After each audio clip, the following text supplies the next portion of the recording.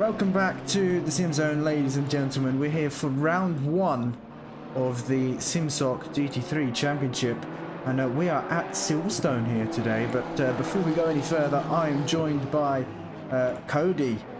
Yeah, good to have you once again, Cody, with us. Yes, thanks for having me again, of course. Yeah, no worries. And let's quickly get the times up for this qualifying session.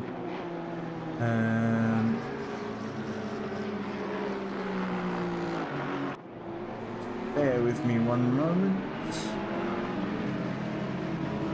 Having a few technical difficulties. Brilliant, isn't it? Technology always likes to get in the way, even though it's able to provide us with these championships.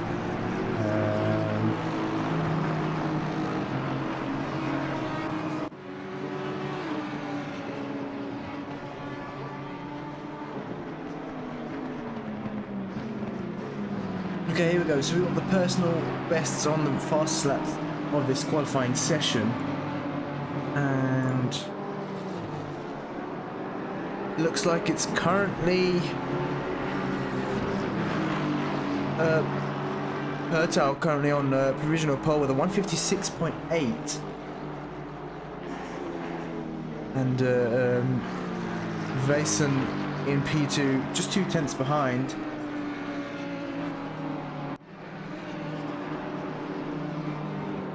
Still got some technical issues here, but just bear with us one moment.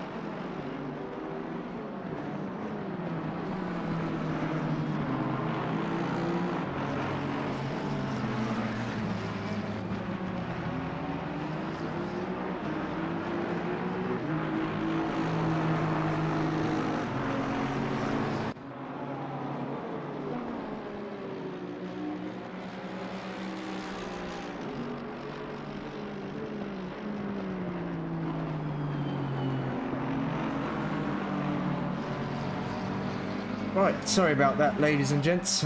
We are back here, and still, for some reason, it's showing that Utah's best is a 4 minute, but that's completely incorrect. I'm not exactly sure what's happened there, but we've still got the Aston number 96 in P2. Skylar Loverink here in P3 currently on a 157 flat, so only separating the top two by 6 hundredths here, but he's not up for an improvement just yet. It looks like Vaesen, I hope I'm pronouncing that right, Steel Vaesen is currently, it showed that he was up a tenth. He could have been on a lap here to take provisional pole, but it looks like Loverink now up a tenth on his lap as he exits Magnussen Beckett's there. and he's held it together, but still a long way to go on this lap. Let's look further down. Topinka currently 0.3 up. He's a second, and yeah, he's about a second here off of provisional pole.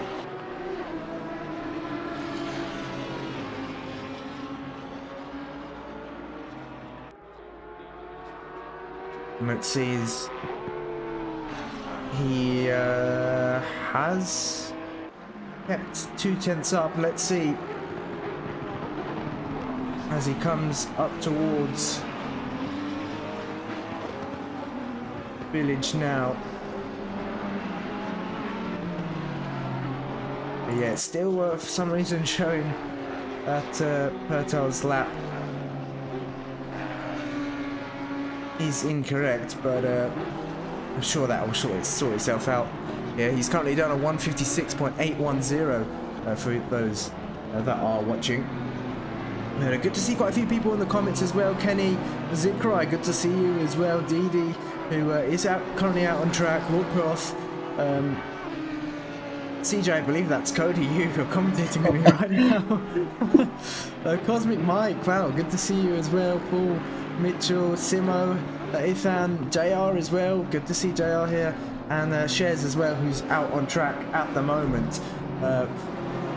Yeah, looks like Oscar Hall currently in P6 is 0.4 up here, and the Astons at Silverstone are very, very quick. In the latest, a few latest matches we've had, the Astons have got a really good buff here at Silverstone, and Hall is currently 0.2 up. He's lost a bit of time. Still, Vason is currently a 10th up as well, so he could look to take pole position here. It is anyone's game at the moment. Yeah, and also with the Aston Martin, of course, on the 4 hours of Silverstone that we did, P1, so the Aston Martin is really fast. But coming up to the last corners, can he improve? Yeah, Oscar Hall has put it on provisional pole here, 156.792. Only, Delta is incorrect, but he's only 200ths off of, quicker than Perto in P2. A very, very close lap time there from Hall, and I'm sure Perto's going to be looking to improve in the Honda here. But it's not going to be easy to beat the Aston here at Silverstone. Still, Vason currently about to cross the line. He's going to improve as well.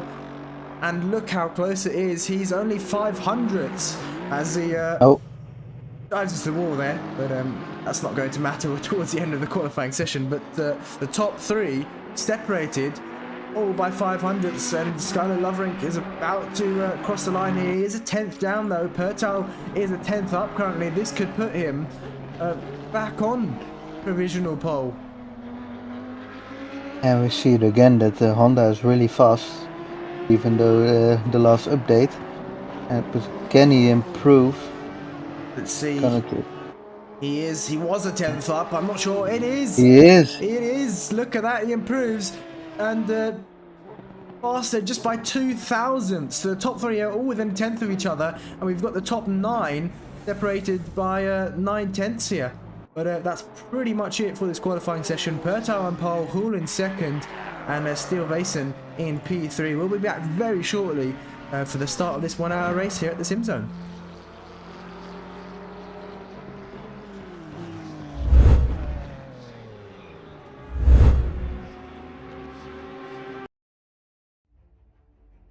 Meant to say Silverstone.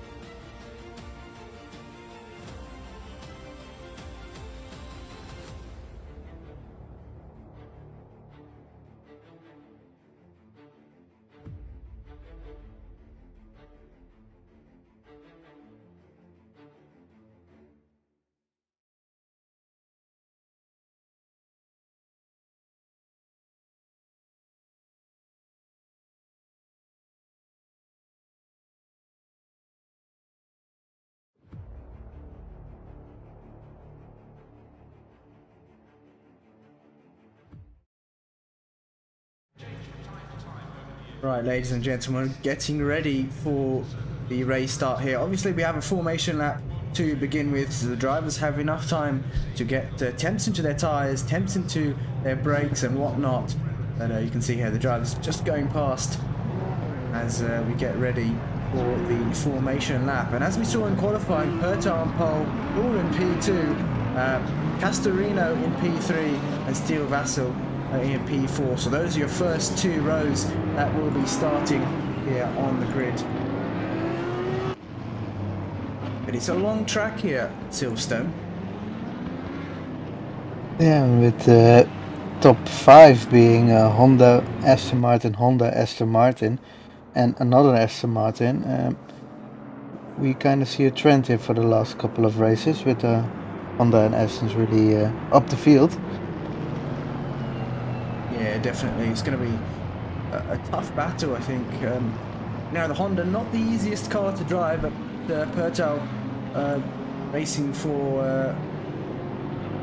well, he's got the racing point on the livery on, and he's very experienced when it comes to racing. He's been in plenty of esports races before, so I think he's going to handle the pressure well.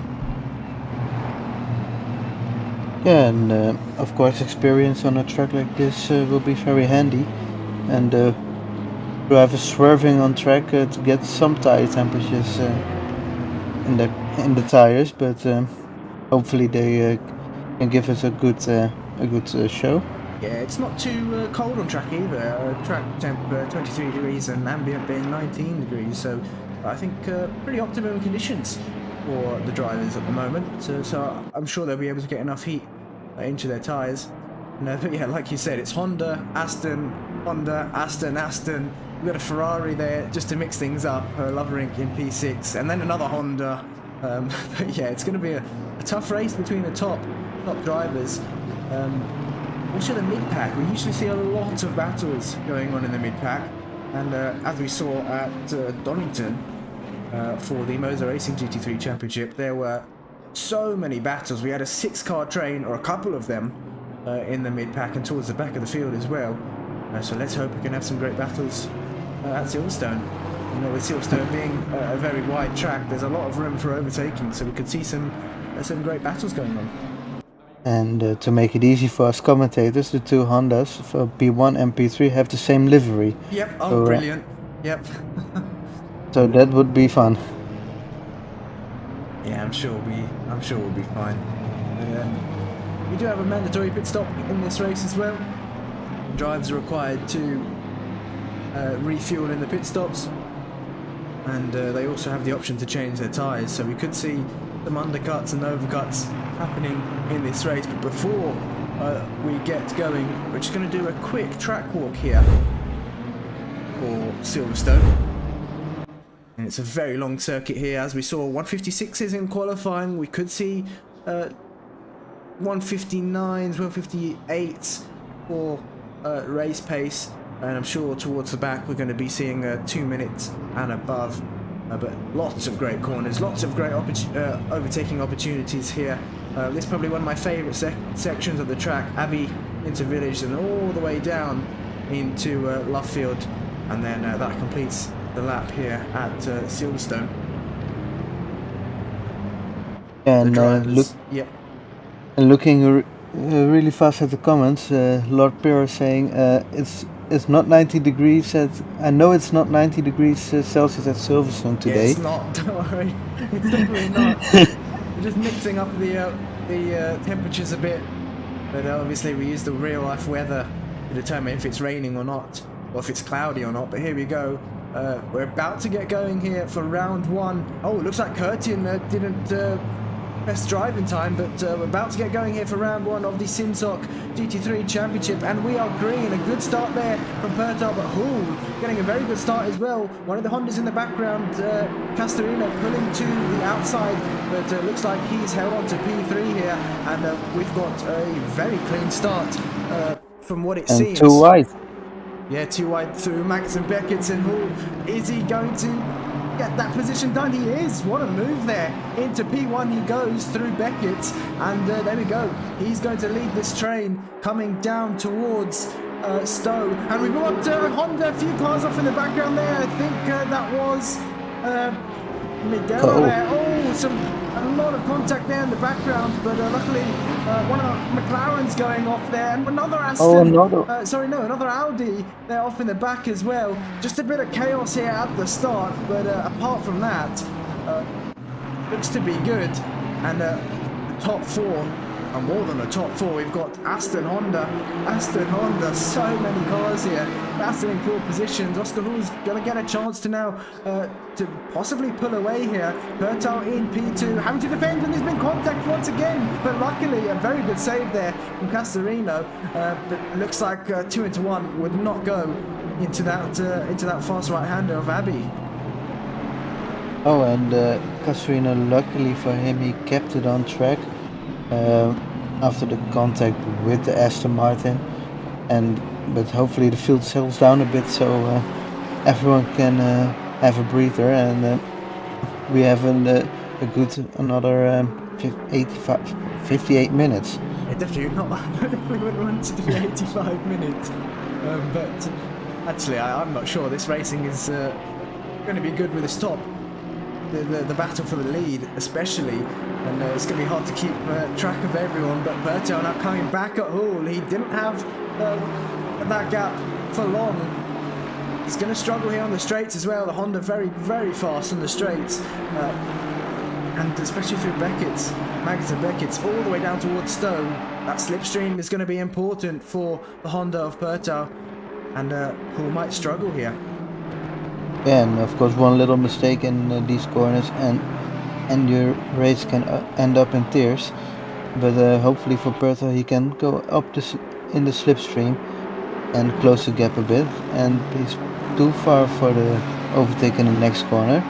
But maybe he can send it down on the inside of the chicane. But looking at this gap, it's a bit too far.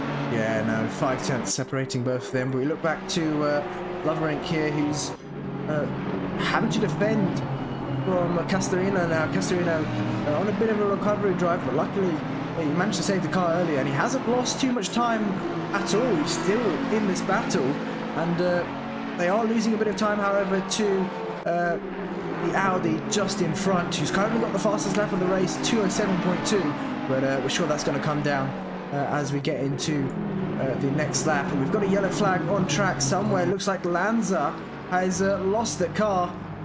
Look at that writing on the back, keep your distance. That's brilliant.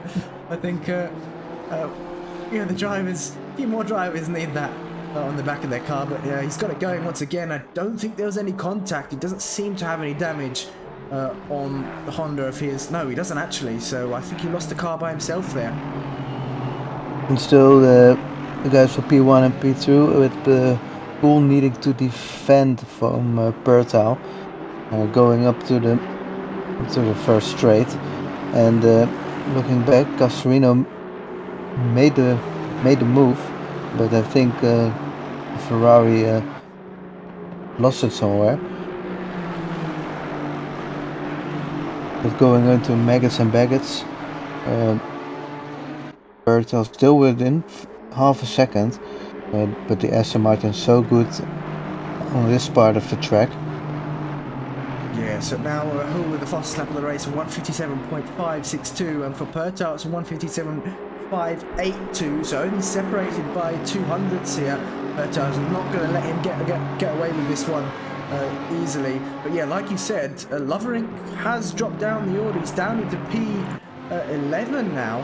He's made a massive mistake somewhere, and he's now on the back of Johnny Marsh there in P10 in the bright yellow AMG for Fitted UK Motorsport, and Loverink's going to go wide here just to avoid contact, but he rejoins there behind Marsh, so let's hope we didn't get a track limit warning for that. But this battle is heating up once again. We've got Playa there in P12. He's pretty much racing in every single championship we have here on the PC in the SimZone, but looks like Carl Van Hoorn behind him as well is also doing the same. Bourgeois back racing with us as well. He was a contender last season in our Friday GT3 Championship. But he's looking to make a move here on Van Hoorn in his bright pink Ferrari. Looks like Van Kind of Hoorn. like the livery. Yeah, it's a very nice livery actually. It's not just plain pink, you've got a bit more on it. But looks like Van Hoorn made a slight mistake up in front, and Bourgeois now got a bit of a slipstream here. But I don't think he's going to be able to look for a move just yet. He thinks about it, you can see him there just moving off the racing line ever so slightly. But it's not going to be able to go for a move just yet. And the Aston Martin tries to pull away on the straights, but Bourgeois is still in the slipstream. He lost a little bit of time on the exit of the last corner, but still within 1 second. Yeah, definitely. We look back to the race leader, Hoorn, who's now pulled 1.2 seconds here. The Pertile, he's now gapping him here. And that last lap, he was almost in the 156s, almost in qualifying pace for Oscar Hoorn. He did a 157.047, and for Pertile that lap it was 5/10 slower, so that's where he's lost all that time. And Pertile's in a bit of trouble now because he's got Steel Vassen right behind him, and Jason Kellaway as well in the other Aston also closing in, so it could be trouble here for Pertile. We may even see an all Aston podium, but I'm sure Pertile's going to hold on to this position for as long as he can, at least until the pit window opens. But look at the amount of battles we've got going on. Vasala in P7, which is a great position to be in for not being on PC too long, but he's got Hutchinson in the fitted UK Motorsport Honda there behind him as well, and the Honda much quicker than the Porsche on the straight, so it's going to be tough for Deedee to hold on here. And Deedee has some fans with GR Sim Racing saying in the comments, "Come on, Deedee!" But Deedee really needs to fend now from Hutchinson. Going into the last couple of corners, the Porsche really good on the exits and in the corners against the Honda. But the Honda, of course, was fast on the straight line, and Deedee has a little gap of 4/10, but the Honda is catching him. Yeah, the Honda of Hutchinson did close in on the straight, but in the corners, Vasala's just able to pull away in these corners.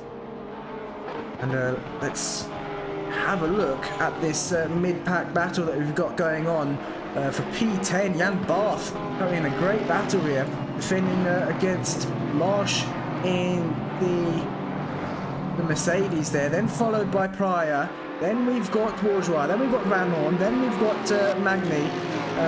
That's what, 5-6 cars in this battle?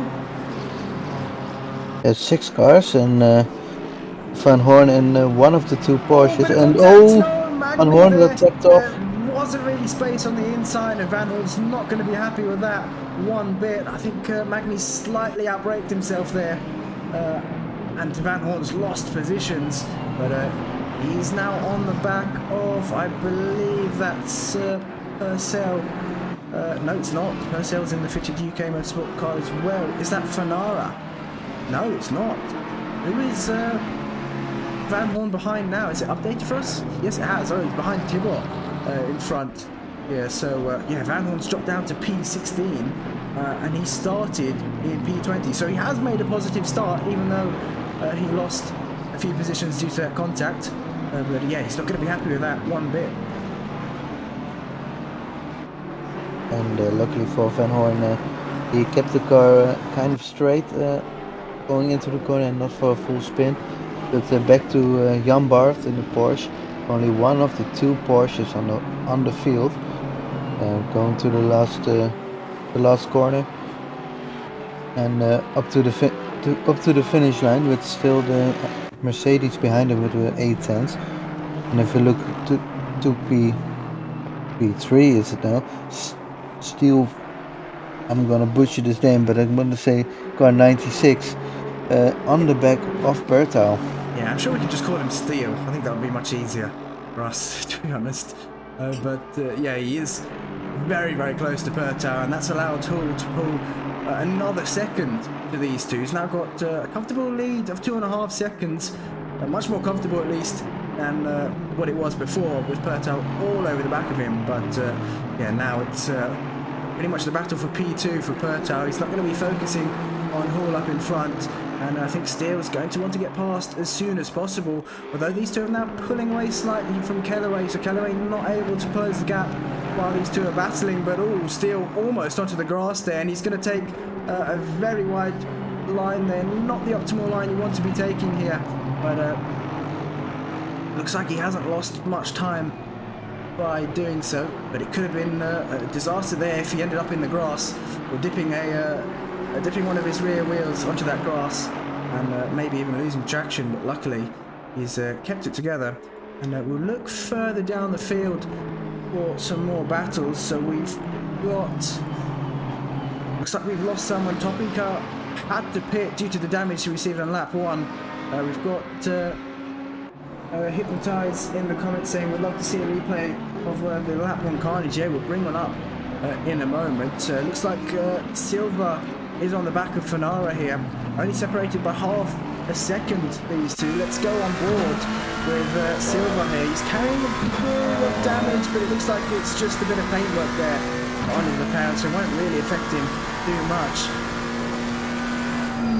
Fanara doing a great job at holding on to P22. He's only a second and a half off of Brian in the Ferrari up ahead, and we've got quite a few Ferraris in this championship, which you don't usually see anymore. But Barth, I think he's kind of running in P10, was saying we've only got 2 Porsches on the grid here in this championship.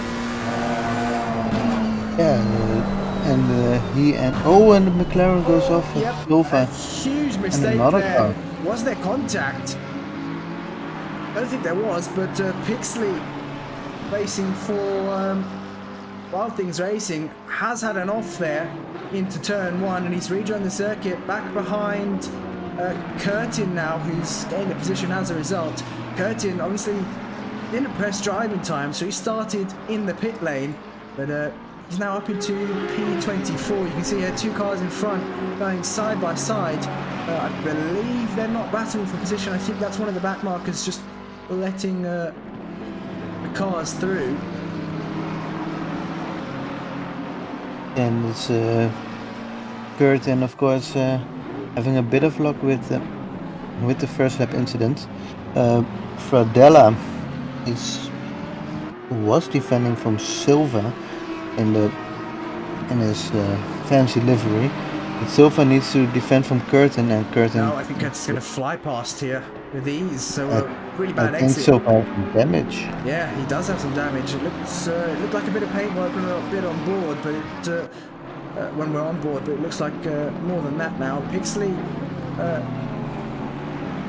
battling here with Topinka. Topinka obviously a lap down. He makes a mistake there, does Topinka. I don't think he was really trying to battle, but trying to move along with the pack here. But yeah, he's made a mistake. And has he recovered the car? He has.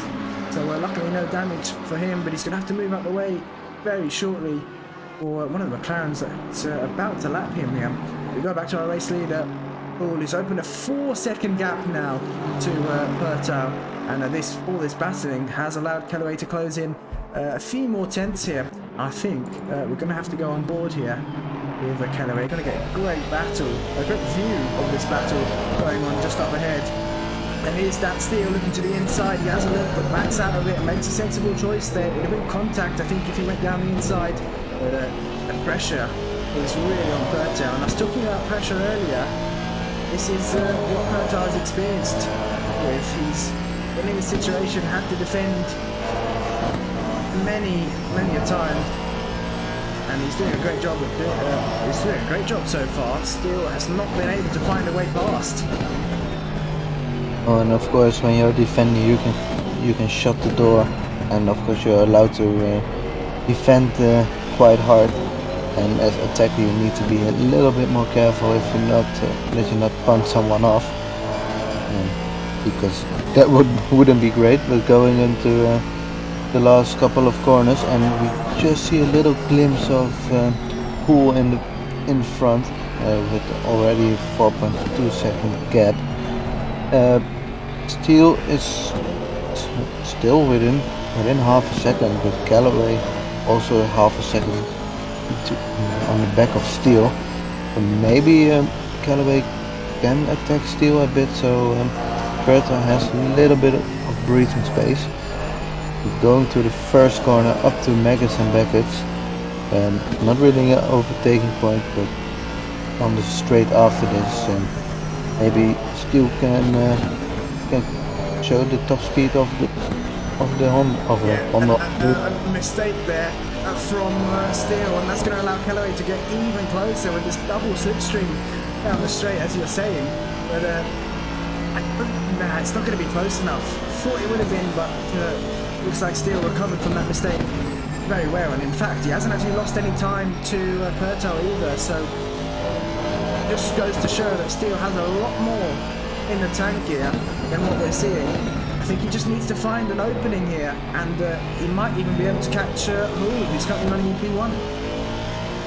And of course, within 3 minutes he can also try and do the undercut, but it's probably a little bit early for the tires, but you never know what he's up to. Yeah, what he's planning. I think he might even come out in a bit of traffic if he does pit this early, but yeah, I think the undercut, even for Callaway, is going to be very, very strong. And as you said, the pit window opens in 2 minutes, but keep an eye on this battle. Let's go back trackside and see if we can get any other battles. I see in P9 there's Hutchinson within 3/10 of Vasala in the Porsche. Hutchinson in the Honda, a lot faster on the straights than Vasala. And is he close enough to? He has a look, but not close enough. Probably the more sensible option to wait for another lap and then hopefully to get close. Vasala getting a little bit of a gap because of, again, the Porsche is really good in the corners. But hopefully for Hutchinson he can keep up with Vasala. Yeah, I mean, these two are very even on pace, even though they are in completely different cars, but you can't underestimate the Porsche. It's a very, very quick car in the corners, as we spoke about earlier. But it looks like I think we're going to have to go back to this battle.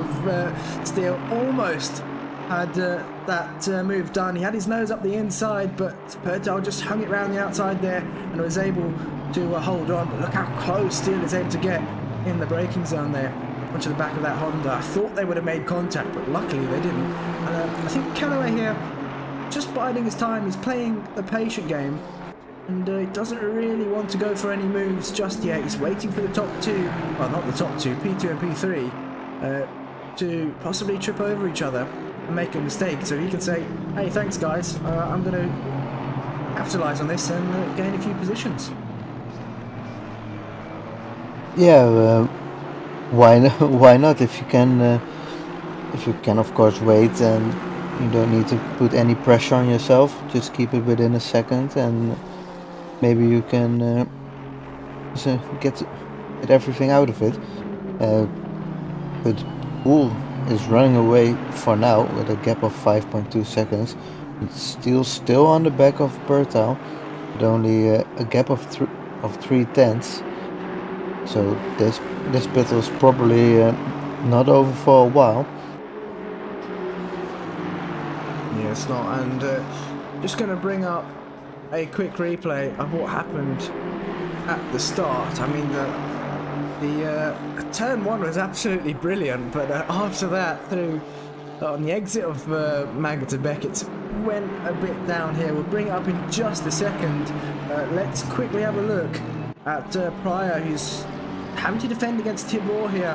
they've got a bit of a train going on actually, and people are diving into the pits to try and get an undercut here. That promotes Van Hoorn up into P14, Miedema up into P15 as well in the Tic Tac livery. Very nice. Red Rocket Racing, nice, yeah. So keeping fresh out on track as well while he's racing, but he looks like he's closed that gap to Van Hoorn as well. Now let's bring up this replay of what happened at the start. Here we go. You can see here, turn one perfectly fine. We've got the Ferrari is hovering just a bit wide there, but he rejoins perfectly fine there. And I think one of the Ferraris here loses it by themselves. You can see there we go, the Wild Things Ferrari just losing it onto the grass. And you can see there in the background spinning up. There we go, we had contact between the Honda and the BMW, and then it all unfolded here. Someone hitting the stop car on track and rejoining, and then hitting another McLaren. That's when the McLaren, the blue one, got a bit of damage, but yeah, it was all unfolded very, very quickly, and you can see how it can go from 0 to 100 real quick, as they say. But yeah, that was what happened at the start. And apart from that, I think the racing has been really, really good so far. Yeah. And Miedema just overtook Van Hoorn on the straight, so Miedema having a bit of extra pace on Van Hoorn, who is already a gap of 1.2 seconds. But I think going back to the first lap incident, the stewards will be busy after this race. Oh, definitely. Definitely. And Hoorn back with Hoorn, he's 6.7 seconds away from Perta already. Yep, and people in the comments saying, can I have that replay on my YouTube channel? Possibly. Lord Pearl obviously has some crash compilations on his channel, so if you're interested in watching people crash, then definitely check his channel out. We'll go back to this battle for P2. Perta has been able to pull away now, still maybe backing off a bit. Maybe his tyres starting to scream at him now. We could see him diving into the pits at any moment. Possibly go for an undercut. Likewise for Kellaway, and the Honda now pulling away ever so slightly. Looks like Kaya and Miedema now battling for position. Miedema with a much better exit, but he's not going to be close enough just yet to go for this move. He's going to be closer into the braking zone, but Pryor really struggling here at Silverstone. His last lap there, 2 minutes 0.075, and for Miedema it was a so that's the best lap. His last lap was a 2-minute.1, and Miedema was only half a tenth quicker, but this lap it looks to have closed in much more, and Miedema on a mission at the moment, try and get this position. A bit of a rhyme there, but we've got Steele now into the pits. He's pulled the trigger earlier than the others, so he's going for an undercut, and like I said, maybe those tyres not holding up very well. And Silva on the back of Magni, trying it around the outside. Hopefully he can pull off a switchback. But for now the BMW stays in front, and McLaren tries to look up the insides back into the slipstream. A great view here from the rear wing, but for now Magnus was in front, but I believe Silva took him around the outside. Yep. And he's struggling now. And he's going to lose another position here to Pixley. Could this be his opportunity to pit? Yes, it is. And looks like Pixley, yeah, both of them. So that leaves Silva out on track for a few more laps, I suppose. He's in clean air now.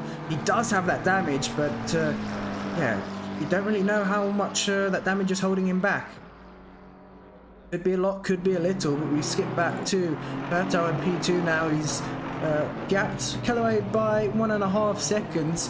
So the next closest battle is actually Vasala and Hutchinson, who were separated by 7/10 here.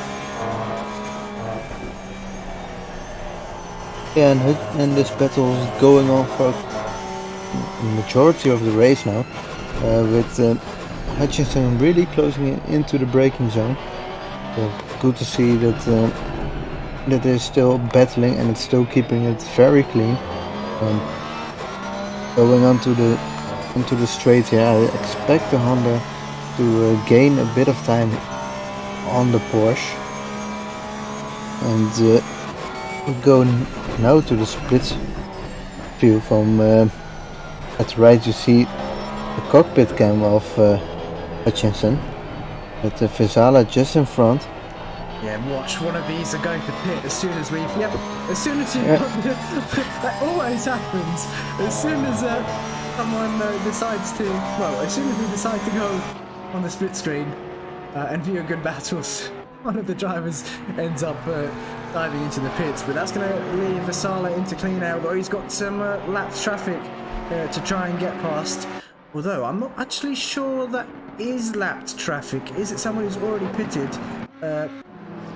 Let's try and have a look at who it is. Is it Aaron Michaels? Yes, it's Aaron Michaels, so he is going to give way. And Deedee there, oh, used to calling him Deedee, but it's Vesala. Getting past with ease, but is that the BMW right behind him? Looks like it is, but they're not battling for position, so... yeah, what BMW is that? Can't quite remember. There's too many BMWs on the track as well. I believe it's number 28. Number 28. Ah, that is...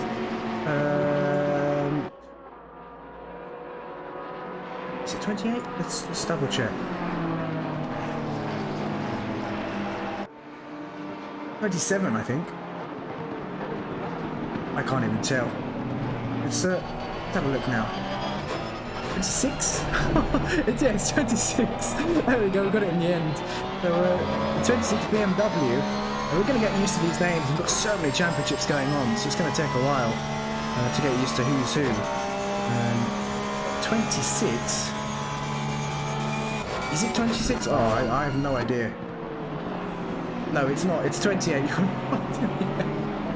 It's Magni here. He's currently a P26, which is what I was looking for.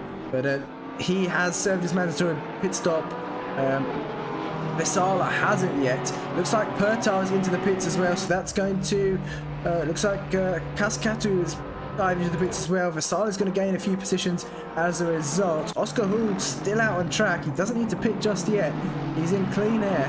He's got plenty of time, but it looks like Steele currently leading the battle of the pit stop as he's come out in some traffic after his pit stop, but it looks like that is Curtin now into the pit, so you won't have to worry about that.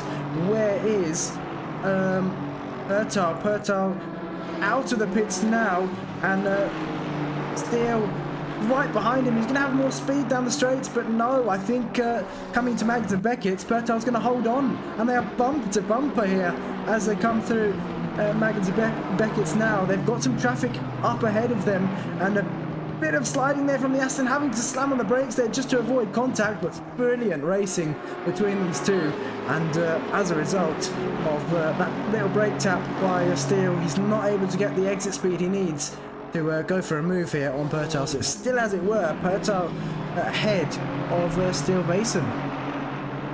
And Pertar, of course, just coming out of the pit lane, so probably his tires is still not up to temperature, but Pertar going on the inside of one of the Ferraris. Galloway. Yeah. A little bit of door rubbing, maybe a little bit too excited, but still both guys kept it on track. Steele follows him through, so he's still close up within half a second. And look at the closing speed that the Aston Martin has. Of course, his tires are already on temperature, but Pertar hopes that his tires will last a little bit longer. And Yeah. also now P2 in the pit lane and P2 to P5 are all in the pit lane. Yeah, still I was saying it would be very nice to have a ranking for the best overtake and the worst accident at the end of the season. Now, actually speaking of rankings, we are looking to get something on our website of statistics. So things like laps driven, things, number of best laps, number of race wins, number of podiums, and this will be for console and PC. It will take a bit of time to do, but I think once it's done, it'll be great to have for the community. But back to the racing, still on the back of Pertel, who still yet to pit as well. Looks like we've got 5 drivers there from P9 to P13, all in the pits. I don't believe they'll be battling for a position once they exit. You can see there, Loverink moving up all those positions. He's already served his mandatory pit stop. Barth now out of the pits before Vesala. Actually, they might be very close here. Let's have a quick look at them. Barth now exiting. Midema, where is he? Not too far back. Bourgeois there just behind. Vesala now in P14 currently. Still there's still a few drivers yet to serve their pit stops just up ahead. So he'll be bumped up a few positions, I believe. But he's on the back of Bourgeois, and Hutchinson He's gained a couple of positions. He's gained so many positions after the pit stops there. Vesala's definitely made a mistake. In fact, let's bring up the pit stop times. Maybe Vesala's made a mistake in the pit stops, because I assumed he would have been ahead of Jan Barth there as well. So let's just bring this up now.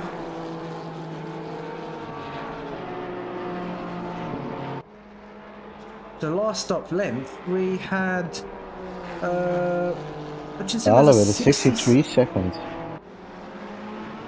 Yeah. And where is yeah, so Hutchinson with 60 seconds. There we go. That's what lost him a position. So it's obviously down to stopping in the pit box incorrectly. But Midema with a 58-second pit stop. I think that's the fast. No, it's not the fastest. Castorino in P2 with a 54-second pit stop. Surely he hasn't changed tyres. Yeah, and the Castorino, of course, being on the back of Pertal, but now he's in front after the pit stop, so maybe he didn't change any tires, so that will bite him back in the ass, I think. Yeah, I don't think he's changed tyres. He wasn't really that close to these two, and now he's obviously in front of Pertal and Steel Basin. So yeah, he's going to be on a used set, is what we think. And like you said, it's going to affect him in the long run. But if he can hold on, it's going to be extremely good for Castorino. And this decision, obviously, we'll be praising him about this decision after, if he's able to hold on. And, you know, you have to take risks in these races, especially with him sitting comfortably. I think he was in P5, P4. He's comfortable there. But yeah, he's gonna. What a move from Steel. From yeah, bit of contact, but I think just a bit of door rubbing. It's hard racing between these two, and yeah, capitalized on that that opening. And look at the Honda swerve. Yep, and he's trying to look left and right for a move, but no, Steel is going to hold on here and maybe try and get past Castorino now, but that's put a car in between Castorino and Pertal. These two both in the Racing Point Honda. They're still having a look down the inside here into turn 1 into Cops. Oh, contact! Oh, there was it. No way he was making that move. There was not a gap there. He's getting a bit too eager, and as a result, somehow he managed to save that, but he kept it pointing in the right direction, but he's lost a position here, almost losing another position to Callaway. Callaway is going to focus on the exit here to try and get a good run on Steel, but that puts these four very, very close to each other once again.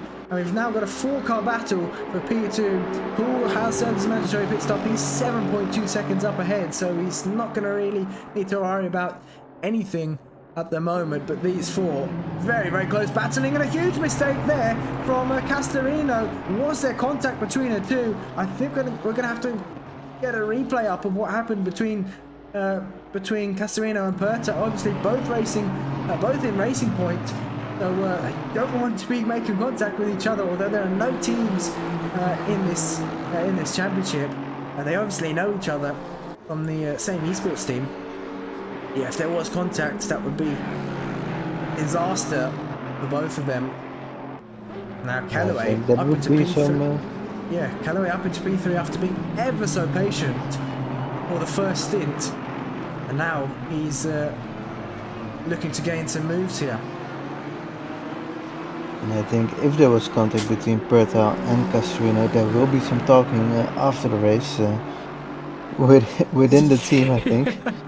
We're going to sit them down around the table and analyse what happened, I think. And it's going to be a stern telling off between the teammates, but Callaway looking good at the moment. Let's look further down to Pryor in P14. He is only a few tenths off the back of Van Hoorn here in the Assetto Racing Team Aston Martin. These two very similar on pace. They're both lapping in the high 159s. But a much better exit there from Pryor, and he's got super close here. Van Hoorn slightly on the sausage curve, but it hasn't affected him too much. He's gone wide there, missing the apex of the corner, and Pryor not able to get close. I think Pryor made a bit of a mistake as well, so the gap's still 7 tenths. In fact, it's increased. It was about 5 tenths.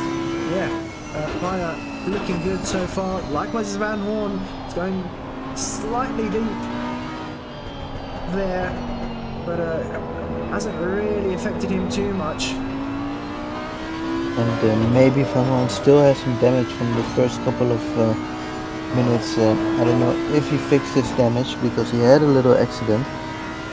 But Pryor still within 7 tenths, closing it up into the first corner, and closing it up to 4 tenths. Yeah, it looks like we had yellow flags out on circuit. Bourgeois, I think he had a bit of run off here, but doesn't have any damage or anything, so he seems to be okay. He's still 4 seconds ahead of Van Hoorn. So yeah, I don't think anything happened there. Looks like Pertar's pulled away from Callaway as well, so 1.2 seconds separating those two. That just leaves Callaway and Steele to battle it out for the final podium position here. And we've still got a whole 21 minutes, 22 minutes even, of pure racing here. The pit window is about to close, and I believe everyone has served their mandatory pit stop. And of course, we have seen one of the last races that people forgot to do that pit stop.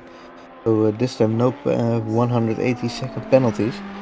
With Bourgeois going to the last couple of corners. No, it's not the last couple of corners.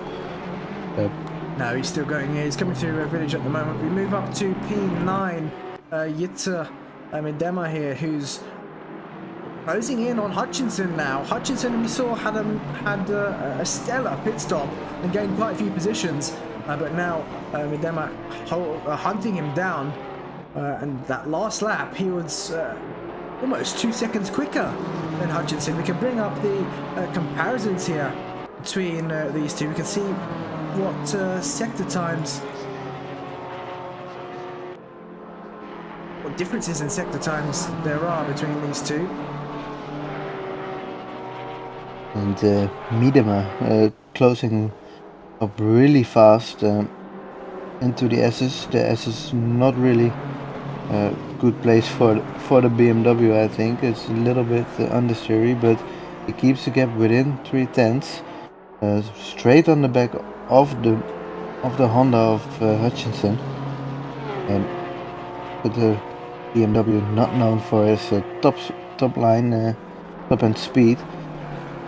So maybe he can set himself up for a better exit somewhere. Yeah, possibly. And looks like Steele there in P4 has lost a lot of time to Callaway. Where he's made a mistake somewhere out on track. But just bear with me. Got another technical issue. Typical, isn't it? love these technical issues going on during the race, but just bear with me one moment. Here we go. So we've got everything sorted, and looks like this battle still going on between these two, Miedema and Hutchinson. Let's bring up the comparison in terms of lap times between these two now. So Hutchinson, that last lap of 159.9, Miedema a second quicker, and he's going to be on the outside here for the final couple corners, but it's going to give him a later apex to try and stay with the Honda on a straight line. Is it going to be enough? Can he look for a move into turn one? It's not really the best overtaking opportunity, but he's having a thought. No, he backs out of that and looks to go for a move another day, but on the exit is what he's focused on. Is he going to be able to pull alongside into Magnussen Beckett? He's not just yet. We know, like you said, BMW not the best in a straight line, but on how high downforce tracks and in the corners, it's where it excels, especially with that massive rear wing on the back. But looks like Hutchinson has pulled away there into Magnussen Beckett and coming down towards Stowe. He is still ahead. He's pulled away even more here. But the last laps for Hutchinson, he was only a tenth slower, so he is starting to get back into the groove, maybe picking up the pace a bit more now. And realising that he needs to hold on, or he needs to pick up the pace if he wants to be able to hold on.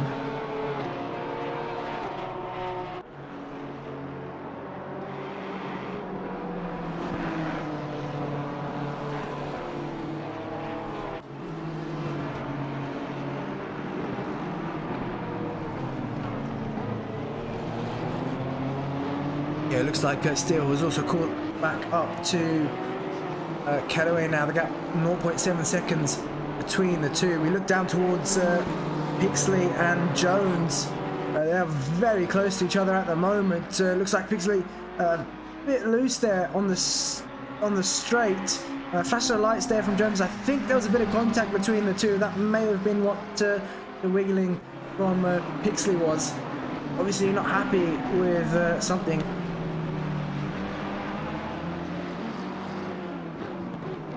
But these two, Jones starting in P24. She's gained 4 positions off the start, but Pixley started in P11 and he's now into P19. We saw him have a bit of an off into Magnussen Beckett on the first lap.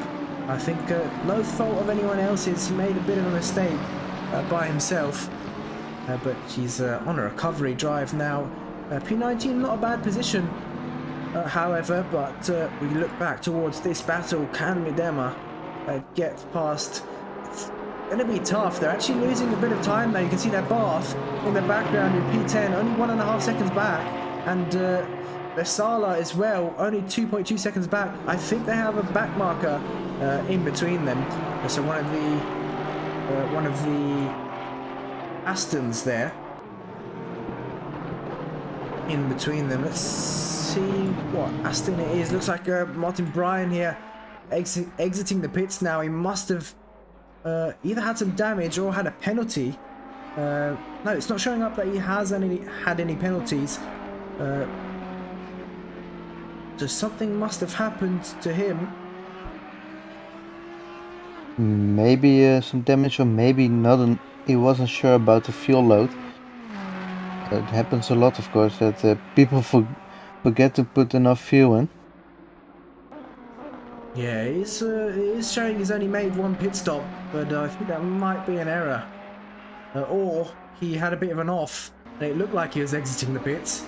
I'm not too sure. But yeah, he's lost a lot of time as a result. We go back to this battle for P8. and Miedema going really deep into the last corner.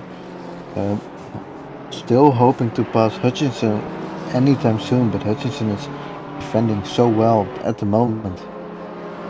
Yeah, he's doing a great job, and Miedema just can't find a way past at the moment. Although on the exit of turn 1, he's got to run here, run slightly wide though. That might still be within track limits, we're not too sure.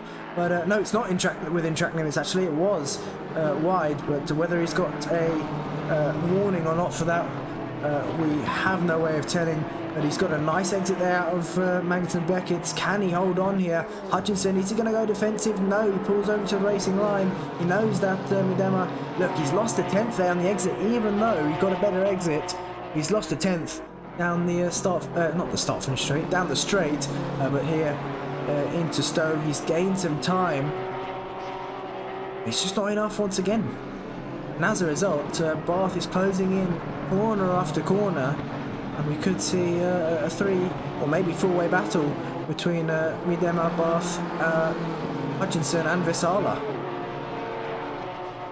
And both Porsches climbing up the field with Barth gained, I believe, a lot of positions, but Miedema really eager to pass Hutchinson, looking left and right, trying to force Hutchinson in a mistake, but for now it's not really possible. We've got another battle going on here between Tibor, Curtin and Marsh. These three all battling. Looks like we had someone off there in the background as well. I think it was one of the back markers that was in between this battle, but that just leaves these three with a bit of clean air now to battle. So looks like Tibor able to hold on against Curtin there in the Aston, but Curtin with a very good exit. Is he going to have a look to the inside? He pulls to the inside here. He's going to need to be much later on the brakes. They're still side by side here. Tibor leaves him the room. He's going to have the inside for the final corner, but no, Curtin, I think, could have shut the door there, but he doesn't. That allows Tibor to organize back down the inside, and they're still going to be side by side on the exit here. And let's hope they can keep it clean into turn 1, because 2 into 1 into turn 1 here is very, very tricky, and looks like Tibor not having the straight line speed he needs is going to have to back out of that. And there we go, a great move from Curtin to move up into P15.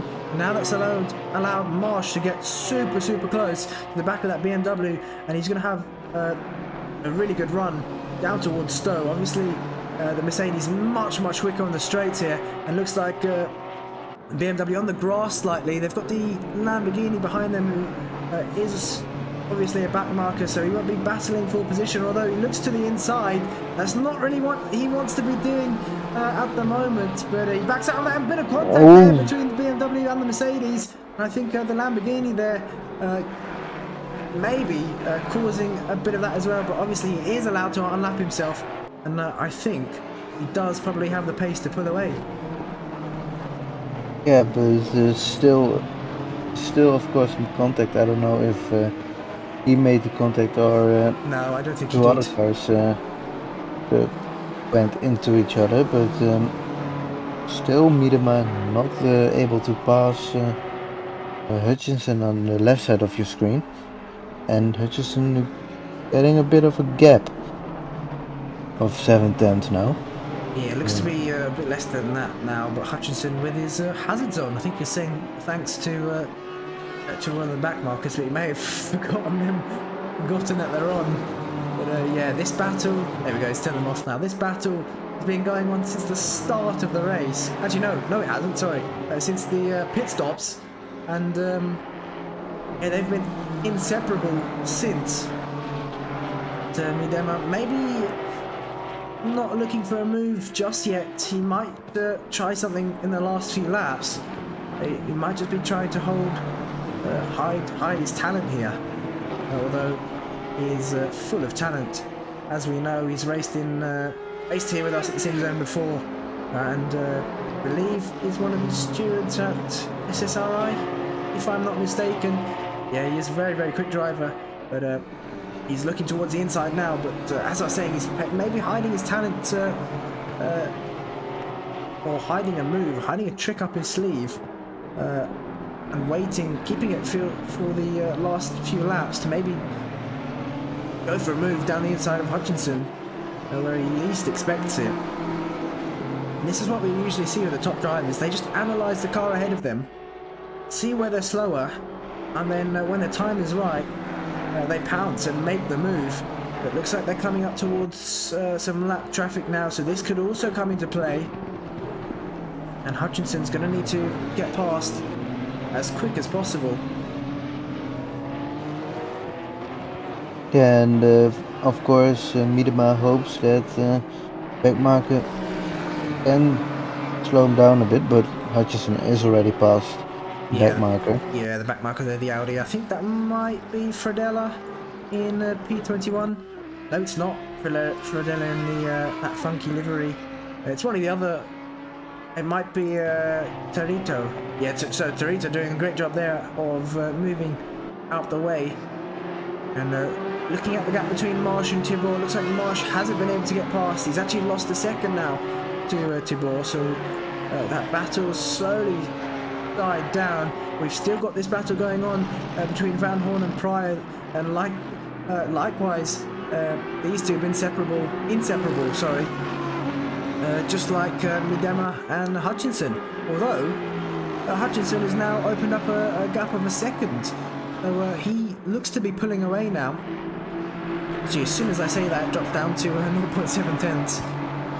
And where it's also really close is for P2, still catching up with only a gap of 4 tenths. Yeah, there's so many battles going on. We usually see this towards the end of the race as well. A lot of the drivers bunching up now once again after the pit stop phase. And yeah, like you said, they are very, very close. We're going to get a quick view of them as well. Here we go, you can see their steel right in the back of the Honda. Yeah, and the Honda still holding on. These two drivers, of course, also for the whole race fighting since the start already. But it's good to see so much battles on track. And Pryor having a look on Van Hoorn, but Van Hoorn isn't phased by it, and both kind of battles are so close to each other at this moment. Yeah, they definitely are. I mean, there's more going on than just this, but it looks like Steele almost pushing the Honda around the corner there. There's absolutely nothing separating them. You can even put a piece of paper between them. But yeah, Steele really trying to get this move done now. He wants a P2 here in this race. But by battling, they've allowed Kellaway to catch back up. And Kellaway once again just waiting in the wings for these two to trip over each other, which could be very, very possible as we approach the final few laps of this race. We know that drivers get a bit too eager, and it looks like Steele down the inside here. The Honda's going to have to leave him room. Bit of door rubbing between the two. They're still running him out of road, but the Honda's still there, and looks like that's going to allow Kellaway to try and poke a nose down the inside. Is he going to be close enough? He's not just yet, and that's what I was saying. Kellaway is there. They can't rule him out at all, because he could definitely make two positions in one corner if they make a mistake up ahead of him. But what a defensive move from the Honda. But he's doing all the best he can to keep Steele behind him, and maybe Steele needs to watch out in his rearview mirror, because Kellaway is coming for him. Yeah. And one mistake and he will try to get past.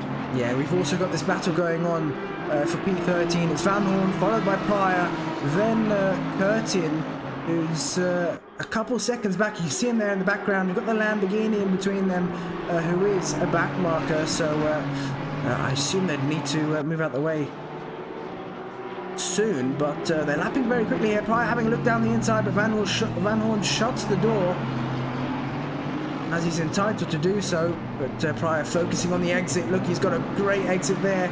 but I think maybe lifting off the throttle slightly to avoid contact with Van Hoorn, but the Audi quick on the straights there, and he's looking to the inside, and still don't think it's going to be enough, but he looks to the inside. Van Hoorn doesn't leave him any opportunity to go for that move. And 3 right on the right screen at the moment. Yep, and they've both gone wide, and Callaway, can he get past? No, not yet, but still moves up a position there into P2, and that puts Purto down into P3 here, into the clutches of Callaway.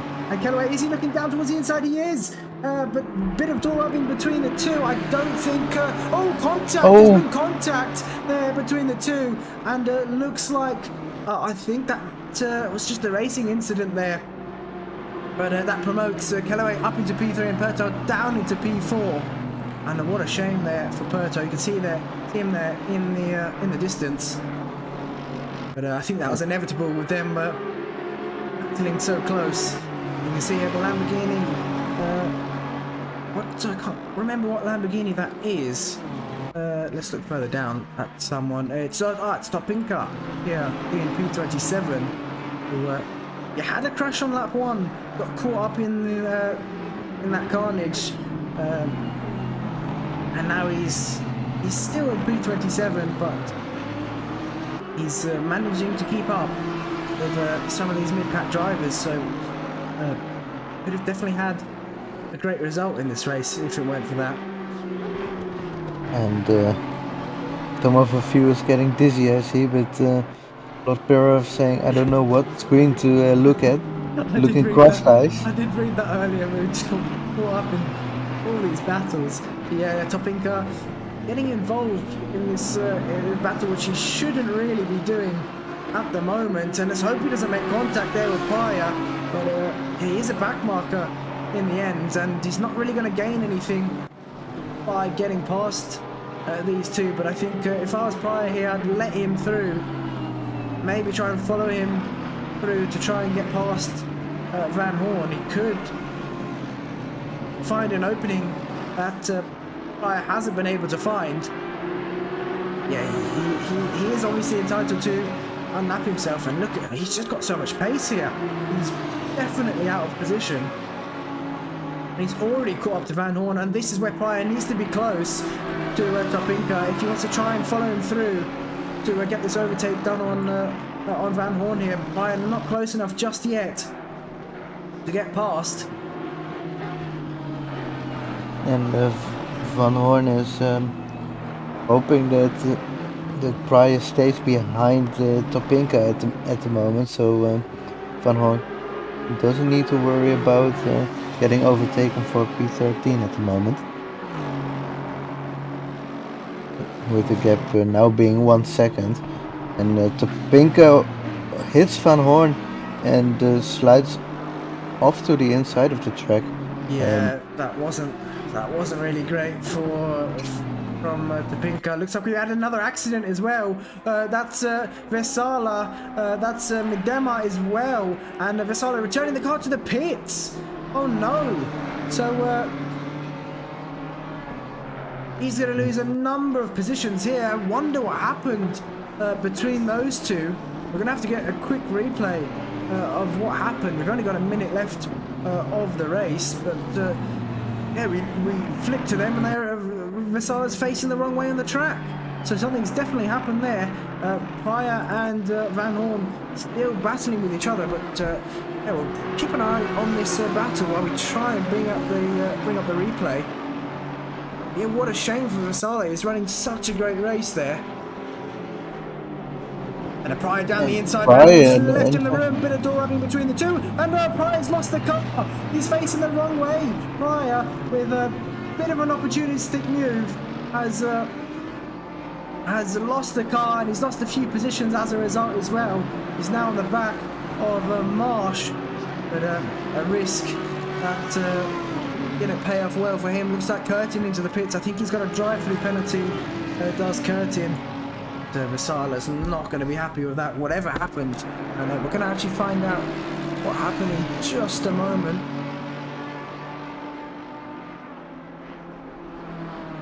And with only 9 seconds on the clock, and Van Hoorn with all the chaos moved up to P11. Brian makes up the position onto Miedema. Miedema probably having a bent steering wheel, so he won't be as fast as he normally is. And look at how fast the gap forms. Oh no, I've just seen what happened. It was really unfortunate for all the drivers that were involved. We'll just bring it up on the screen in a moment. I don't think it was really anyone's fault, in fact. But yeah, let's have a look at our race leader, who has led the race from a tricky start. He's opened the gap of 17.5 seconds, which is unbelievable here. But let's bring up this replay now. So here we go. We're watching Miedema here in the BMW here. Everything's fine so far. Deedee in the background a few seconds back. But here we go. This is where it all unfolds. Miedema takes a bit too much of the sausage scope on the inside here, and he loses the car. He does hold his brakes, but it's not enough. Comes into contact with Hutchinson. Oh. There you go. He stopped on track. Deedee, Vesala there, I think expected him to move, but obviously Miedema did the right thing of holding the brakes, and it's just a last minute decision there from Vesala, and you can see there that's what caused him. That's where we saw him facing the wrong way on the track. Just an unfortunate incident there. I don't think it was really anyone's fault. Yeah, Hull crossing the line there to finish P1. An absolute dominant performance from him after overtaking Pertal for the lead, but still Vaesen's going to cross the line in P2 here to take the second spot on the podium. Jason Callaway now is going to cross the line in P3 as well. So it is, as I predicted, 3 Astons on the podium. Pertal's going to cross the line in P4. I don't think he's going to be very happy at the end of that one. Started in P1 and down to P4. Castorino is going to cross the line in P5. His attempt of not changing tyres could have gone well for him, but unfortunately made contact with Pertal, his quote-unquote teammate. But there we go. Cascatu in P6, Loverink in P7, Jan Barth with an amazing top 10 finish here, P8. I think more than what he'd hoped for here in this championship, or the opening round of this championship. But he's going to cross the line with a solid P8 here.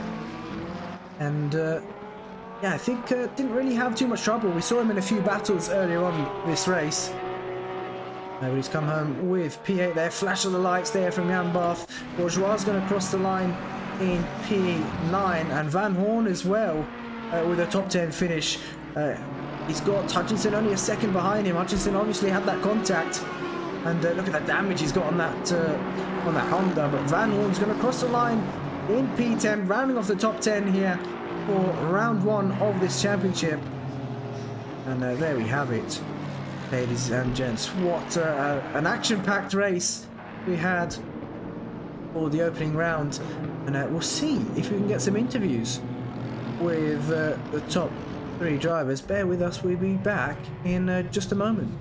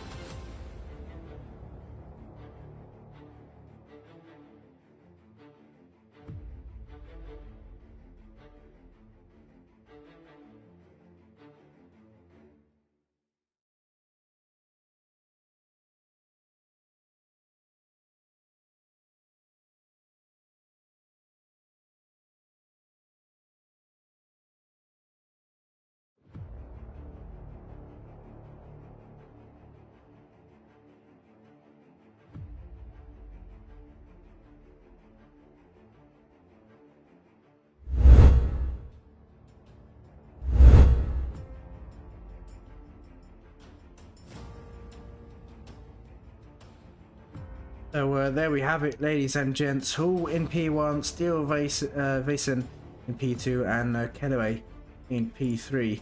Let's see if any of the drivers are up for an interview. I'm not exactly sure. If they are, they might be a bit shy at the moment, or they might need a drink of water or something after that race, with the amount of battling they had.